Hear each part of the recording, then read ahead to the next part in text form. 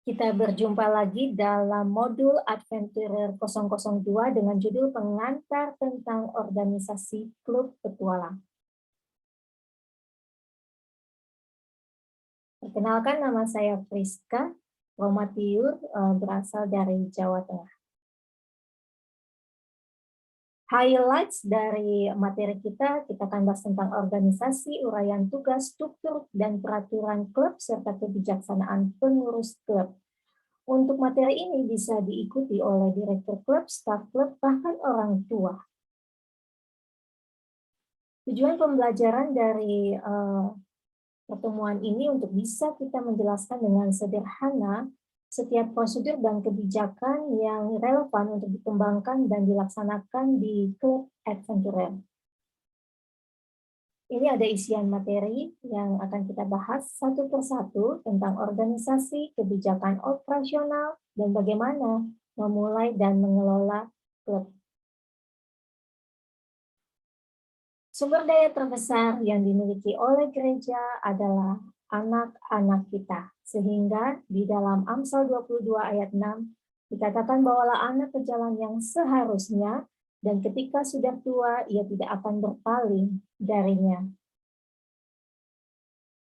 Sebuah kebijakan non-diskriminasi dari Gereja Masehi Advent Hari ke-7 adalah untuk mengakui hak istimewa, seperti program, kegiatan, terlepas dari ras, jenis kelamin, cacat, atau agama untuk setiap umat.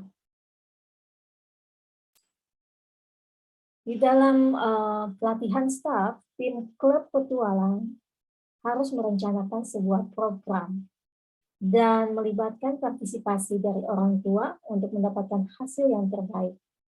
Dalam kepengurusan akan ada seorang direktur, wakil, pastor, dan orang tua. Dalam pelatihan dan pengembangan tim, nanti kita akan belajar bagaimana berkomitmen untuk mau belajar tentang metode pengembangan anak, untuk mau membaca buku-buku tentang perkembangan anak yang selalu up to date, dan mengikuti atau menghadiri seminar, sertifikasi, atau konferensi. Ini adalah beberapa contoh sertifikat dan PIN yang bisa didapatkan setelah Anda mengikuti pelatihan. Mengapa kita harus mengikuti pelatihan dan sertifikasi? Supaya kita bisa memiliki orang yang terlibat dalam pelayanan anak-anak yang memenuhi syarat dan standar resmi dari gereja dan tersertifikasi. Dan para pemimpin jemaat setempat sebaiknya berkonsultasi dengan para pimpinan di daerah atau di konferensi yang akan menentukan dan memberikan pedoman dasar dan bisa memberitahukan sertifikasi yang bisa dilaksanakan atau wajib dimiliki oleh para pembina dan orang tua. Sebagaimana kita tahu bahwa seluruh program yang ada di dalam gereja kita semua dibentuk atau disetujui atau diarahkan dari pimpinan paling tertinggi, yaitu General Conference, turun ke divisi, lalu ke uni, lalu ke conference, lalu ke local church ya, atau gereja setempat. Ya. Dan secara kepemudaan, organigram kita berada di bawah kepemudaan junior.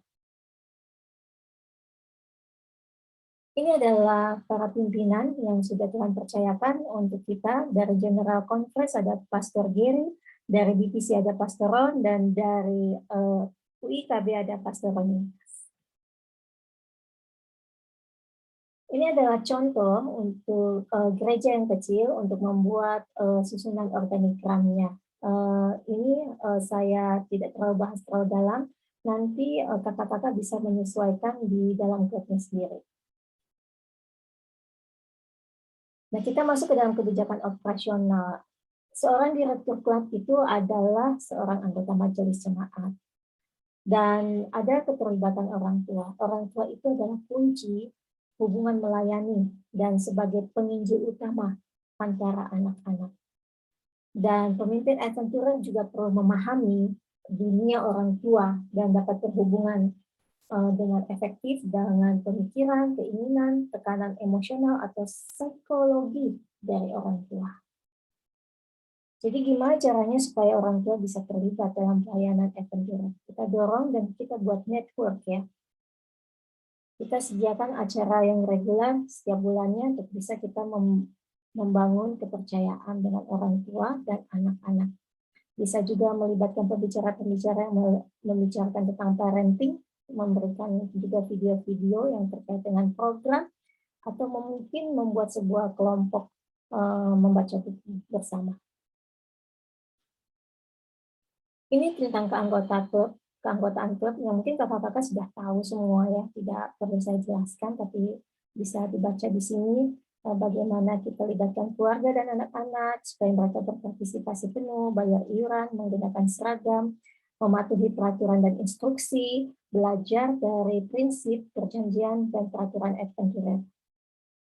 Ini contoh dari formulir pendaftaran yang ada di buku petunjuk yang saya temui, dan ada kartu membership yang bisa juga dibuat oleh kakak-kakak dengan kreatif ya, untuk bisa dimiliki oleh anak-anak. Sekaligus menjadi dokumentasi gereja. Ini adalah seragam dan juga bendera klub yang terbaru yang warnanya sudah sama dengan kacu kita. Dan ini ada beberapa contoh bahan yang bisa saya tuliskan kalau ingin mencari nama bahan dari seragam yang ada di dalam gambar ini. Seorang direktur harus bisa merencanakan dan menyesuaikan kalender tahunan. Biasanya dalam 1 tahun kalender adventure idealnya 9 bulan karena ada beberapa anak yang sudah mengikuti program sekolah dasar. Dan sekarang kita masuk bagaimana menyusun anggaran. Ya, kita harus membuat anggaran dari setiap program. Tidak ada program yang dadakan dan budget dadakan, karena ini tidak baik ya. Sehingga dengan sudah membuat budgeting, kita melaporkan kepada bendahara dan itu bisa diaudit dan itu bisa membuat perlindungan kepada klub dan stafnya ya dalam pengelolaan keuangan ini. Ini ada satu contoh yang ditunjukkan bagaimana ada formulir untuk riwayat kesehatan dari anak-anak. Ini baru ya yang saya temui dan ini bagus kalau bisa kita tiru. Jadi kita bisa tahu sebenarnya anak-anak memiliki riwayat kesehatan penyakit atau tidak. Ini bisa melindungi kita sewaktu-waktu misalnya di dalam program terjadi apa-apa kita bisa memiliki langkah selanjutnya. Mungkin juga yang terbaru di kurikulum ini yang saya ketahui, penting juga kita mengetahui asuransi apa yang dimiliki oleh anak tersebut. Kalau di Indonesia mungkin familiar dengan BPJS ya, tapi ada beberapa juga insurance yang swasta yang boleh kita tahu apakah anak ini memiliki jaminan kesehatan seperti itu. Lalu di sini kalau misalnya terjadi sesuatu yang eksiden sehingga membuat para pembina harus membawa anak-anak ke rumah sakit, umumnya di rumah sakit itu saat kita mau pulang diberikan formulir yang di dalamnya tertulis instruksi yang selanjutnya bisa dilakukan di rumah. Biasanya ada pemakaian obat atau misalnya kalau ada luka bagaimana cara mengganti perban atau jadwal kontrol berikutnya dengan dokter. Hal ini juga baru bagi saya, seandainya ini ada, ini juga bisa memberikan ruang nyaman bagi orang tua dan juga pembina, sehingga kita bertemu dengan para profesional-profesional dalam menangani anak-anak kita. Nah, bagaimana memulai sebuah klub adventure? Saya rasa ini sudah tidak menjadi masalah lagi ya kakak-kakak. Kita semua yang hadir di sini pasti datang dari sebuah klub. Tapi kalau boleh saya tuliskan dan saya bagikan, pertama kali kita harus berdoa. Lalu kita berkonsultasi dengan para pendeta, direktur PA, dan memilih personil yang kita akan masukkan di dalam klub. Setelah itu dimasukkan masukkan agenda ke dalam jemaat, disampaikan kepada jemaat ya, dan masuk dalam majelis ya, baru dirapatkan dengan orang tua dan dilakukan perekrutan sampai kepada pengukuhan atau peresmian dari klub tersebut. Ini ada studi kasus yang kita bisa mungkin baca sama-sama dan mungkin kita boleh pelajari dan boleh sharing di klub masing-masing terkait dengan beberapa kejadian yang ada, misalnya orang tua menganggap remeh para instruktur atau pembina yang usianya lebih muda. Ada orang tua yang mengeluh, misalnya sebagai direktur klub kok kayaknya kurang didengar ya sebagai oleh orang tua. Yang kedua kasusnya mengenai turunan atau iuran untuk program ya, tabungan anak-anak seperti begitu. Banyak yang berpikir bahwa lebih baik gereja yang membiayai ini semua. Nah ini dari kasus-kasus ini yang muncul adalah akhirnya ada trust issue, nggak percaya dengan program itu. Dan ini akhirnya mengaruhi perkembangan program yang ada di jemaat tersebut. Sehingga dicari mitigasi permasalahan yang terjadi, ya kita harus bangun kepercayaan dengan melibatkan orang tua. Kita perlu juga memberikan informasi tentang program yang akan kita berikan dan juga tentang budget yang diperlukan.